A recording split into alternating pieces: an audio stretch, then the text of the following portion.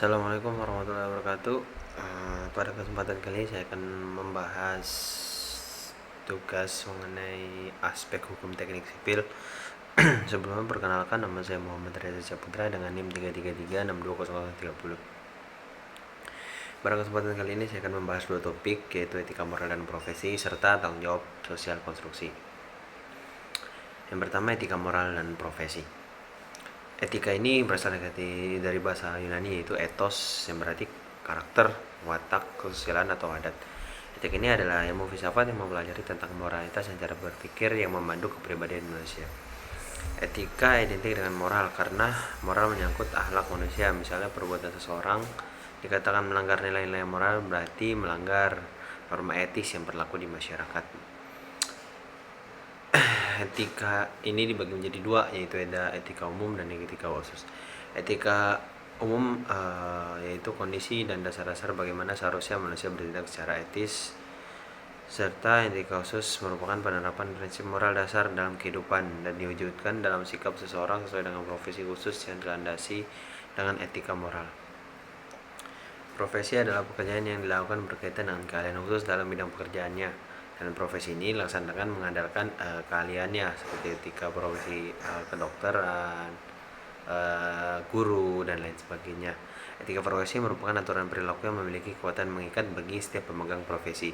Etika profesi memiliki tujuan agar setiap pemegang profesi tetap berada dalam nilai-nilai profesional, bertanggung jawab, dan menjunjung tinggi profesi yang dipegangnya. Nah, adapun tujuan dan fungsinya, yaitu yang pertama tujuan dari etika profesi adalah menjunjung tinggi martabat profesi, tujuan etik profesi, kemudian menjaga dan memelihara kesejahteraan para anggota, kemudian meningkatkan pengabdian para anggota profesinya. Adapun fungsinya yaitu memberikan pedoman bagi setiap anggota profesi tentang prinsip profesionalitas yang digariskan sebagai sarana kontrol sosial masyarakat atas profesi yang bersangkutan, dan mencegah campur tangan pihak di luar organisasi profesi tentang hubungan etika dalam keanggotaan profesi. Topik berikutnya adalah etika bisnis konstruksi. Bisnis konstruksi adalah suatu perusahaan atau organisasi yang bergerak di bidang jasa konstruksi. Bisnis konstruksi akan berjalan lancar jika dikelola dengan suatu manajemen yang baik dan disiplin dari perusahaan itu sendiri. Nah, ada beberapa sasaran bisnis konstruksi, yaitu pertama adalah keuntungan atau profitability, yaitu keuntungan ini menjamin terciptanya putaran dana yang dapat menghidupi kegiatan institusi tersebut. Kemudian pertumbuhan, sasaran untuk tumbuh dan berkembang mengikuti dinamika serta perkembangan di dunia bisnis konstruksi. Kemudian citra atau image, yaitu pengembangan citra sebagai salah satu sasaran jangka panjang setiap institusi bisnis konstruksi. Jika citra atau image dari suatu konstruksi itu bagus, maka akan berdampak jangka panjang, maka perusahaan ini akan selalu dinilai bagus. Nah, kenapa sih ada etika bisnis konstruksi? Nah, jadi ada hubungan dari bisnis konstruksi dengan etika bisnisnya itu adalah sebagai berikut. Yang pertama, bisnis konstruksi akan mempertaruhkan segalanya. Bisnis konstruksi menyangkut hubungan antar manusia, jadi antar manusia satu dengan manusia yang lainnya. Bisnis konstruksi adalah persaingan yang bermoral. Bisnis konstruksi harus mengikuti kemauan masyarakat. Kemudian bisnis konstruksi harus sertai kewajiban moral. Bisnis konstruksi harus mengingat keterbatasan sumber daya, serta bisnis konstruksi harus menjaga lingkungan sosialnya. Nah, apa saja sih hambatan dari penerapannya?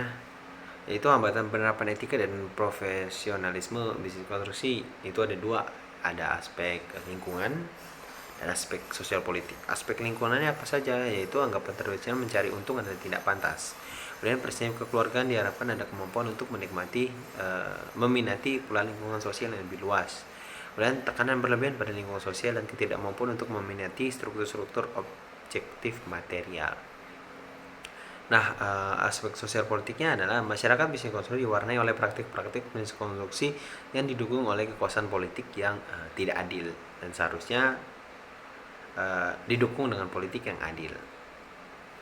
Nah, faktor-faktor yang mempengaruhi etika bisnis konstruksi, yang pertama ada budaya.